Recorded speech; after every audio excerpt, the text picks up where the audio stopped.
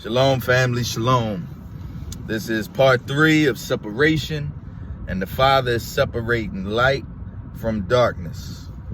Father is separating light from darkness, and we're going to pick it up at Ephesians chapter 10. We're going to pick it up at Ephesians chapter 10. And it says, finally, be strengthened by the Most High and his vast strength, or by the power of his might. Finally, be strengthened by the Most High and by his vast strength. So that's what we're leaning on. We're leaning on the power of the Most High, right? The power of his might, okay? His strength, not our own, not on the world, but on him. So we go to him in prayer. We go to him seeking him with expectation. We go to him with our questions and waiting on him for our answers. What tends to happen is we already have what we want to do, and then we go to the Father after we done made the decision and we want him to bless it. We need to switch that. We need to go to him, seek his guidance, and then whatever he says, we go with that. And in the meantime, while we're waiting, we aren't just sitting with our hands in our shirts, we in our pockets. We are keeping his commandments. That's what we're doing while we wait on his answer with expectation. Okay, so it says, finally, be strengthened in the Most High and in his vast strength. Put on the full armor of Elohim so that you can stand against the schemes of the devil, against the schemes of Satan. And Satan means adversary, right? He is an adversary. Okay, he is your enemy, my enemy. Okay, maybe if we recognize we had a common enemy, we may start working together a little more. But it says, put on the full armor, right, of the Most High, so you can stand against the schemes of the devil. Armor is a military term, all right, which denotes warfare. Okay, armor denotes warfare, and the Father is telling us to put this on, arm ourselves. He's letting you know you're in warfare. All right, it says, for our struggle is not against flesh and blood. All right, so once he says that, now he's pointing to the spiritual realm, right? There's something going on behind what we can see, touch, taste, or smell, or hear, or feel, right? There's something that goes beyond our senses, our 5 senses. There's something going on in this invisible realm that is manifesting itself in a physical realm.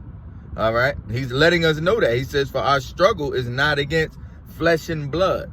All right, so it's deeper than what we can see. It's deeper than them bills. It's deeper than what such and such said about you. It's deeper than that that family member that did this or said that. It's deeper than the guy that cut you off in traffic. It's deeper than that, right? There's some things beyond these things, right?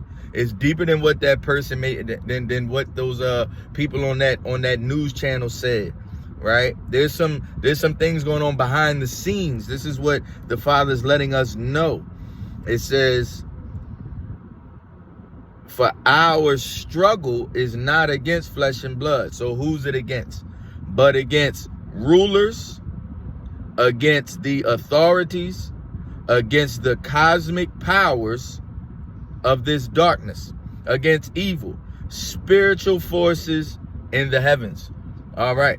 So he's letting you know our battle is against Satan and his fallen angels, these demonic beings. All right. When in Genesis 6, I'm not going to go there now, but it talks about how the sons of Elohim, these angels, took wives of the daughters of men, and they had giants. And when you read the book of Enoch, it talks about those giants became these demonic beings that are still, some of them are still inhabiting the earth as we speak, right? And they're over top of these different governments, these different nations. All right. The Most High, Yahuwah, was and is over Yasharel.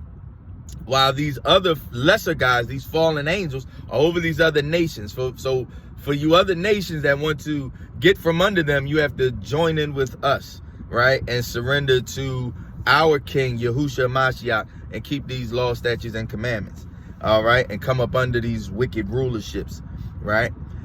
So it says, for our struggle is not against flesh and blood, but against rulers, against the authorities, against the cosmic powers of this darkness, against evil spiritual forces in the heavens, right? Spiritual forces, okay? There's things going on behind what we can see, all right? But know that the Father is separating light from darkness, okay?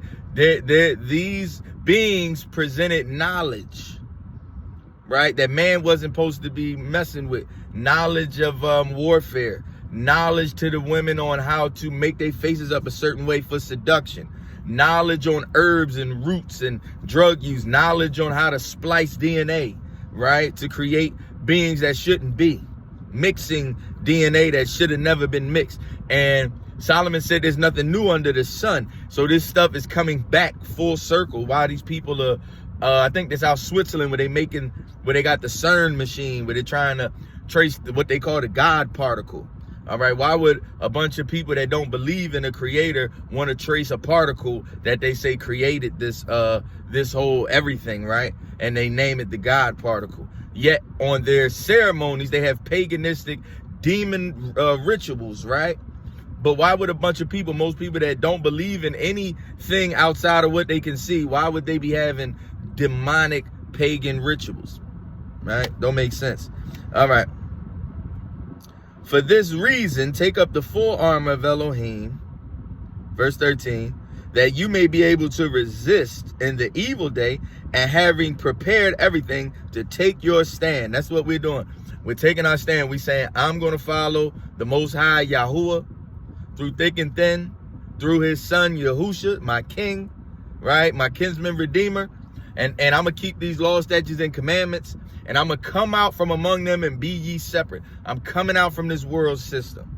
We don't want it no more. It's evil. It's wicked. All right, so we taking a stand. And it says, verse 14, stand therefore with truth like a belt around your waist. Truth. The Messiah says, I'm the way, the truth, and the life, right? Thy law is truth. All right. So we get into these scriptures. We study how the Messiah moved. We study what he said was good, what he agreed with, and we shape our minds to now we say what he considers good is good, what he considers wrong is wrong, and we want to move how he moved, and we study these laws, statutes, and commandments because he is the walking Torah. Torah means teachings and instructions, right? So this is how we want to model our life. This is how we stand, and this is how we put that truth around our waist, right? This truth around the waist, okay, which would block anything going into your stomach, which would block a weapon going into your stomach. Your stomach is what you digest. This truth will help us to filter what we digest. It guards us from digesting things that are wicked, things that are not good. We have to watch what we put in our spiritual bodies, all right, in our minds, okay? The same way in the physical realm, we got to watch what we eat. Right, we're not just sitting around shoving a bunch of Whoppers and bacon junior doubles in our mouth. Right, we ain't shoving the shrimp, the lobster, the crab in our mouth. Right, that stuff is against what we follow, against the Most High's commandments, and it's not good for us. Right, so the same thing spiritually. Now, it says, stand therefore with the truth like a belt around your waist. Righteousness like armor on your chest. And what's that righteousness? That's following his laws, statutes, and commandments, right? And the faith of a Mashiach. That's the righteousness. All right. And what is that righteousness? That righteousness is like the armor on your chest, which guards the heart, right? Which symbolizes the emotions, right? We're to be led by the Most High's word through his spirit, his ruach, and not by our emotions. Too many of us have been governed by our emotions, Anytime there's a conversation with somebody's and there's too many I feel, well, I just think, something's off there. There needs to be, what did the Most High say in this manner? What did the Father say in this manner? What verse was that? Right? This is how we want to be led and governed. Okay? So he says righteousness like armor on your chest. Matter of fact, this being governed and led by emotionalism is a product of this Babylonian, wicked, satanic kingdom. This is why you have so many of us caught up in drama or beef. We shooting each other, we robbing each other because of being led by our emotions. We can't keep our relationships together because we're led by our emotions, right? We believe every form, wind, and doctrine that makes us feel good. We believe every speaker that comes out of Congress that makes us feel comforted and feels good. We don't, regardless whether or not it's true. All right? We're being led and governed by emotions. We aren't to be that way. Now, it says, verse 15, and your feet sandaled with readiness for the gospel of peace. And what is this gospel, right? What is this news or good news? It's only good to those that are under the headship of Hamashiach. Let's read what the Messiah had read. This is what he says is the gospel or the good news. Isaiah 61, starting at verse 1. Isaiah 61 says, the Spirit of the Most High is on me, because the Most High has anointed me to bring good news to the poor. Who was the poor? Yasharel. He has sent me to heal the brokenhearted. Who was that? Yasharel.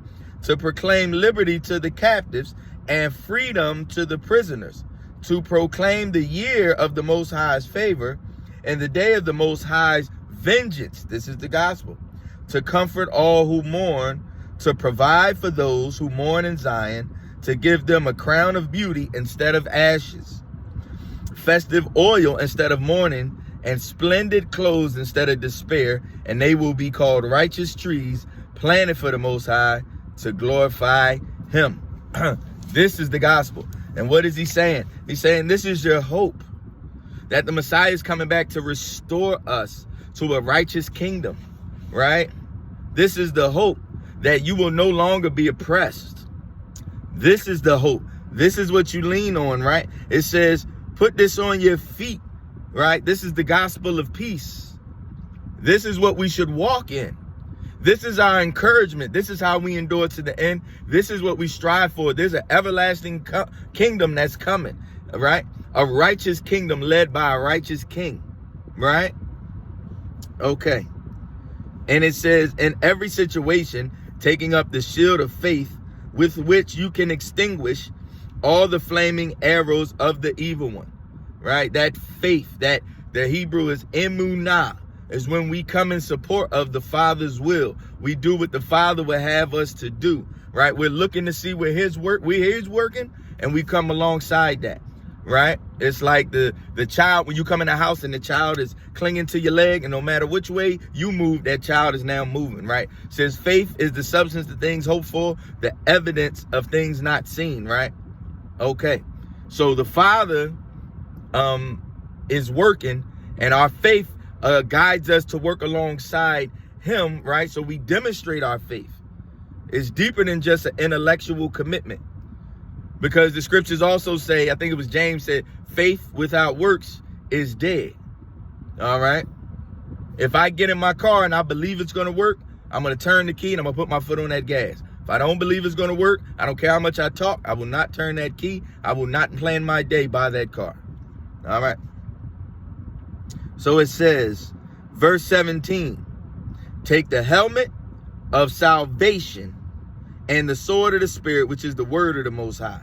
Pray all times in the Spirit with every prayer, and request and stay alert with all perseverance and intercession for the saints. Right? The helmet of salvation, which guards the mind, and the sword, which is a weapon, which is the word. This is what we use, y'all. He's separating light from darkness. I hope this has been beneficial to you. We'll pick it up another day. Shalom.